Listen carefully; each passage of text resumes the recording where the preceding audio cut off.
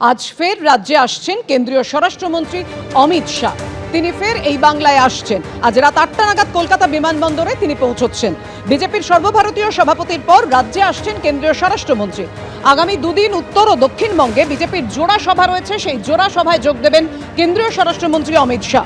কলকাতায় নামার পরে বিজেপির রাজ্য নেতৃত্বের সঙ্গে বৈঠক করতে পারেন অমিত শাহ। নিউ টাউনের নোভোটেল হোটেলে অমিত শাহর সঙ্গে বৈঠক হবে বিজেপির রাজ্য নেতৃত্বের। আগামীকাল ব্যারাকপুরের আনন্দপুরী মাঠে কর্মী সভা করবেন তিনি। ব্যারাকপুরে কর্মী সভার পর বিকেলে শিলিগুড়িতে জনসভা রয়েছে অমিত শাহ।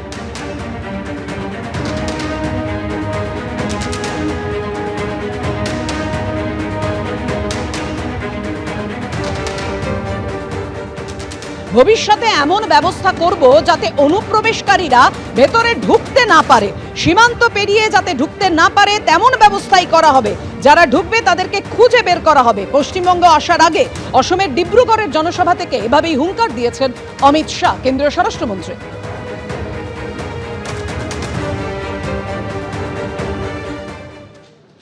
1,26,000 हेक्टेयर एकड़ भूमि बांग्लादेशी घुसपैठियों से मुक्त कराने का काम ये भारतीय जनता पार्टी की सरकार है।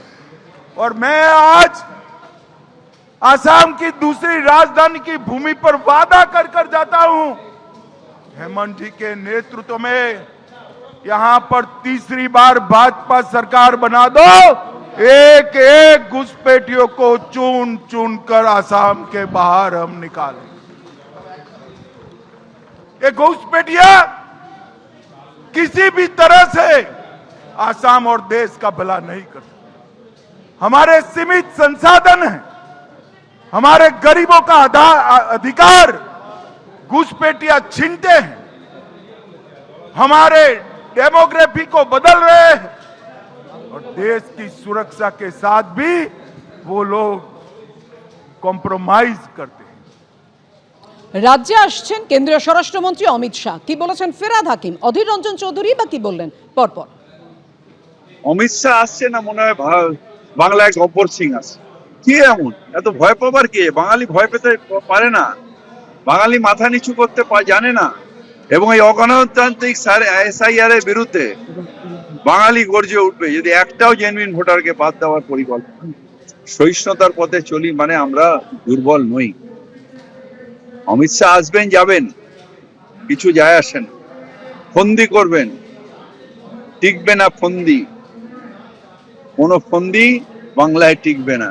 ফন্দি টিকেছিল মহারাষ্ট্রে, ফন্দি টিকিয়েছে দিল্লিতে, ফন্দি টিকিয়েছে হরিয়ানায়, সব জায়গায় ফন্দি টিকিয়ে, বিহারে ফন্দি টিকিয়েছে, কিন্তু বাংলায় টিকবে না। কারণ বাংলায় এক বাঘিনী আছে, তার নাম মমতা ব্যানার্জি।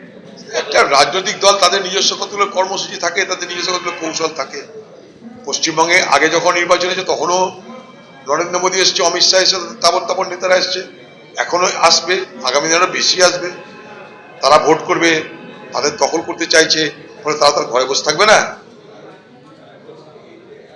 বাগনানে বিজেপির পরিবর্তন সংকল্প সভায় কি বলছেন শুভেন্দু অধিকারী? সরাসরি।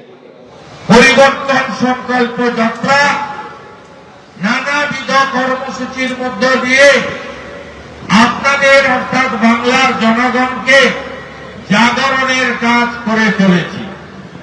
কেন পরিবর্তন দরকার? পরিবর্তন এই কারণে দরকার যে 34 বছরের বাম শাসন, 15 বছরের তৃণমূলের অপশাসন কুশাসনে, এই 49 বছরে আমরা পশ্চিমবঙ্গ স্বাধীনতার আগে এবং পরে যে জায়গায় ছিলাম ওই জায়গা থেকে আমরা অনেক পিছিয়ে গেছি। দেশের অর্থনৈতিক রাজধানী মুম্বাইয়ের সঙ্গে আমরা প্রতিযোগিতা করতাম। তারও আগে ব্রিটিশরা যখন আসে, ইস্ট ইন্ডিয়া কোম্পানির নাম করে তারা সুতানটি, গোবিন্দপুর, কলকাতা বলে 3টি গ্রামে প্রথম জলপথে নগর ফেলেছিল। কারণ এই রাজ্য ছিল সমৃদ্ধ, অর্থনৈতিকভাবে স্বয়ং সম্পূর্ণ। আমরা স্বাধীনতার আগে পরে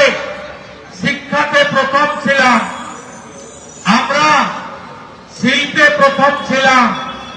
গোটা পৃথিবীর বিনিয়োগ, গোটা দেশের বিনিয়োগ, শিল্প এইখানে আসতো, কারণ এত যোগাযোগ ভুটান, বাংলাদেশ, নেপালের মতো পার্শ্ববর্তী রাষ্ট্র এবং এখানে এত সুন্দর গঙ্গা এবং অপরূপ আমাদের বে অফ বেঙ্গল, বঙ্গোপসাগর, একদিকে টাইগার হিল, হিমালয় পর্বতের প্রসারিত অংশ, দার্জিলিং, তার সাথে অরণ্য সুন্দর তরাই ডুয়ার্স, অন্যদিকে সুন্দরবন ডেস্টিনেশন, আর এদিকে অরণ্য সুন্দরী পুরুলিয়া, ঝাড়গ্রাম।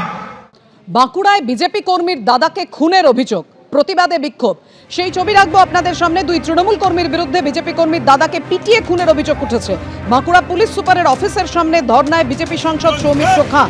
পিন্টু রায় নামে অভিযুক্ত এক তৃণমূল কর্মীকে গ্রেফতার করেছে ইন্দাস থানা। ইন্দাসে গতকাল বিজেপি কর্মীর দাদা সুজয় রংকে বেধড়ক মারধর করা হয়। অভিযোগ পরিবারের। নয়ন রায় ও পিন্টু রায় নামে দুই তৃণমূল কর্মীর বিরুদ্ধে মারধরের অভিযোগ। এলাকাবাসী ঘটনাস্থলে ছুটে এলে পালায় দুই অভিযুক্ত। আক্রান্ত সুজয়কে ইন্দাস ব্লক প্রাথমিক স্বাস্থ্য কেন্দ্রে নিয়ে গেলে মৃত বলে ঘোষণা করা হয়।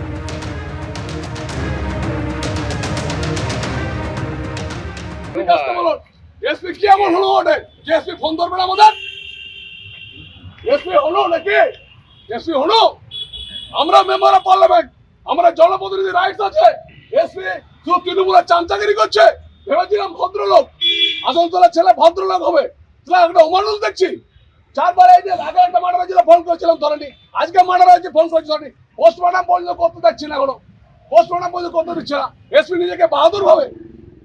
এটা সমাজের কলঙ্ক, এগুলো এটা আসানসোলের কলঙ্ক। এরা সব চোর, সবগুলো বসে আছে, আমাদের পোস্টমর্টম পর্যন্ত করতে দিচ্ছে না। আপনারা চিন্তা করে দেখুন, গতকাল রাত্রিতে আপনার মার্ডার হয়েছে, আজ পর্যন্ত পোস্টমর্টম করতে দিচ্ছে না। কত লজ্জার ব্যাপার! পোস্টমর্টম পর্যন্ত ডাক্তার নেই, পোস্টমর্টম করার জন্য আয়ও নেই। ওখানে যারা অপরাধী তাদেরকে ধরছে না। হায়দার আলী বলে একজন ফাঁড়ির একজন ইন্সপেক্টর আছে, সে হায়দার আলী এগুলো করাচ্ছে। সে হায়দার আলী বারবার করে এগুলো ডিস্টার্ব করছে, বারবার করে হায়দার আলীকে দাও, এটা করানো হচ্ছে। এটা খুঁজে পাচ্ছি না। আর এসপি কি এমন নিজেকে মনে করছে যে এসপি আমাদের ফোন ধরবে না? জীবন মরণ মশাই ধমকানি চমকানি মাঝে মাঝে দিত, এবং আমাদের বিজেপি করার অপরাধে আমাদের গ্রামেতে বহু লোককে ধমকানি চমকানি করে। সেই কারণে আমি পথে বেরোতে পারিনি ভয়েতে। সেই জন্যে আমাকে কিছু না পেয়ে আমার দাদাকে কালকে রাত 8টার সময় নাগাদ ওরা আমার দাদাকে মেরে দিল। জীবন মণ্ডলের নির্দেশে পিন্টু রায় আর নয়ন রায় ওরা পর্যন্ত লেগে আমার দাদাকে মেরে দিল কাল রাত 8টার সময়। আমি ওদের কঠোর থেকে কঠোরতা শাস্তি চাই, ওদের যেন ফাঁসি হয়। এইরকম করে যদি গরিব মানুষের বুক খালি করে দেয়া, আমি একা করে দেয়া, এটা আমি চাইনি। এবিপি আনন্দ, এগিয়ে থাকে, এগিয়ে রাখে।